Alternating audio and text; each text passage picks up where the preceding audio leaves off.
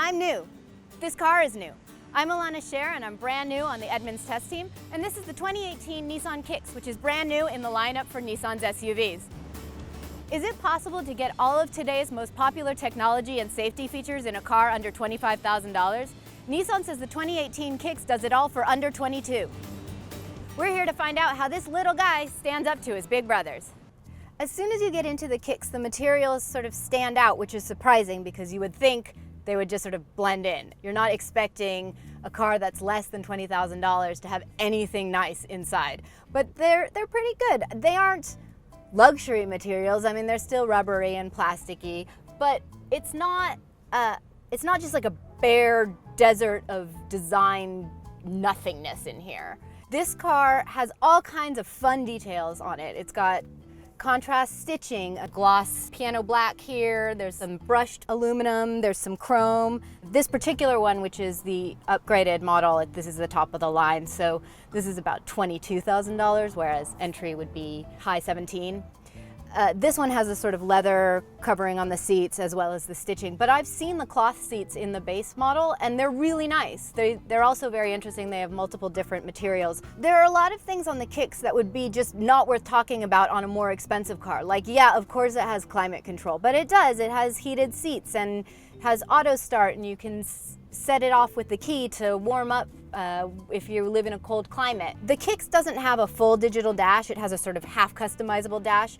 And when you have it set up in default, it shows you a tach and a speedometer, which is pretty normal, and you can change what it shows you in the middle. But it gives you a bunch of other options to show you if you're not interested in seeing the tach, which honestly you really don't need because it's a CVT and you can't do anything about the RPM anyway. There's really only a few options, but they're all useful, and I'm sure you're going to be able to find one that works for you. Nissan made a big deal about safety being available standard in the entry level and even in the higher trim levels. The Kicks offers emergency brake assist, so if it thinks you're going to hit something, it applies the brakes for you. I didn't test that on this drive, I'm assuming it works. It also has warning lights that come on right here if it thinks you're going to change lanes and move into somebody, and that's very helpful. For backup camera, it's here in the 7-inch touchscreen. And they also have a 360 surround, which I've never seen on one of these entry-level cars. And it's very useful if you're parking, especially if you're living in a city and you're worried about curbing the wheels or something like that. You can see everything. When it actually comes to the options that are in the car, it's also a nice surprise. There's a lot going on and it's easy to get to. You can option up to have CarPlay or Android, so you already know how that stuff works. I don't need to show it to you. It's fine, it works the same on every car that has it. The main menu for when you're not connected to your phone is pretty basic because there's really not a whole lot going on. One of the selling points for the Kicks is the stereo system. Nissan thinks that by offering a premium sound system in a affordable car, they're really going to have something that the competition doesn't. This car comes with a Bose 8-speaker system, and it also includes 2 speakers that are in the headrest, which is kind of slick. It's like, they call it Bose personal space. I kind of wish you could get it to apply at parties when there's somebody's like close talking you and you're just like, let's just dial up the personal space here. And then if it's somebody you want to talk to, you can be like, oh, come a little closer, my friend. But anyway, this actually only applies to sound. So if it's all the way over here, then just the driver's really hearing the music. There's not really much coming out of the other speakers. And it's like almost like wearing headphones, which you're not allowed to do while you're driving. So I think that that's what they're going for. And then obviously if you've got friends in the car, then you move it over here and it applies to the entire car and everybody can hear your sweet jams. So as soon as you get into this car, you're pleasantly surprised. You're like, hey, there's stuff to look at and it's nice, and that stuff continues in the back seat. Backseat passengers tend to get kind of cheated out of all the good stuff that the front seat passengers have. And the Kicks has, they say, class-leading leg and headroom up front. They're not doing too bad in the back either. Granted, I'm short and this seat is set for me, but even on the other side where the seat is further back for a taller person, there's a lot of room. I mean, that's a ton of legroom and that's a lot of headroom. There's also great visibility for the passengers in the back, so you could be back here for a road trip and not be sad and lonely and missing all of the good stuff. The door panels are pretty minimal back here, like there's no chrome on the poles or anything like that, but you know, what do you want? The whole point of having a hatchback or a CUV is so that you can carry things. Not only can this car seat 5, but the Nissan Kicks can also carry more cargo than almost any car in its class. I think only the Honda HR-V can carry more, and they're both in the 50 cubic feet range. That's with the seat down. Nissan says you can fit a bike back here. The Kicks is on the Versa platform, and when I first heard that, I was like, no, because I really don't like the Versa. It's sort of funny because Nissan makes one of my favorite cars, which is the GTR, and then also one of my least favorite, which is the Versa.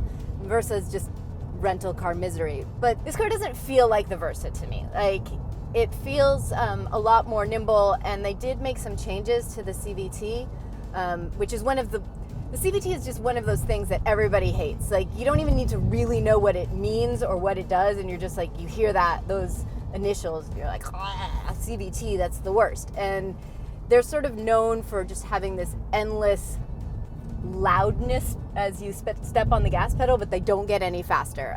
It doesn't actually have gears, and it feels like a rubber band, and it sounds like a vacuum cleaner, and it's super disappointing.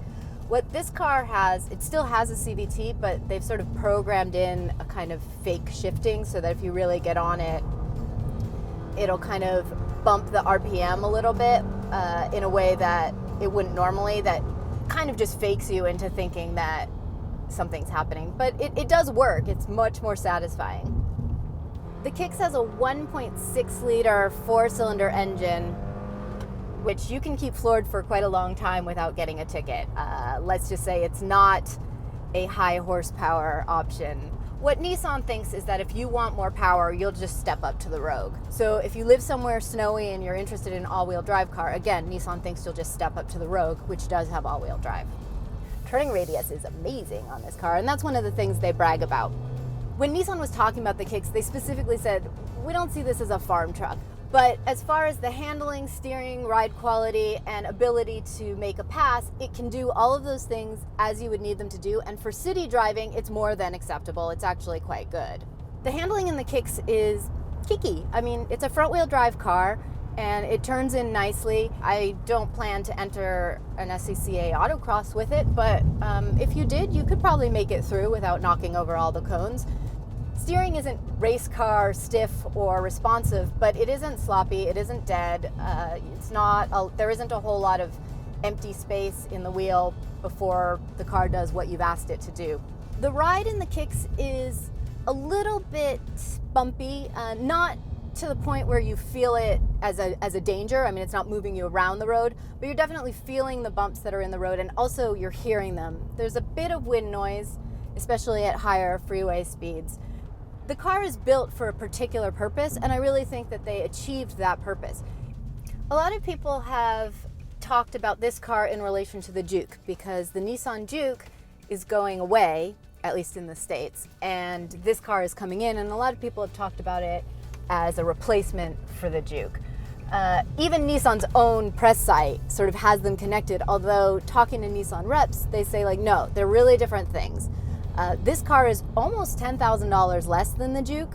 The Juke was available with a turbo engine, so I think that what they're hoping that this car does is appeal to a lot of people who like the Juke but couldn't afford it, and a wider range, and then maybe people who like the Juke will like the Rogue instead.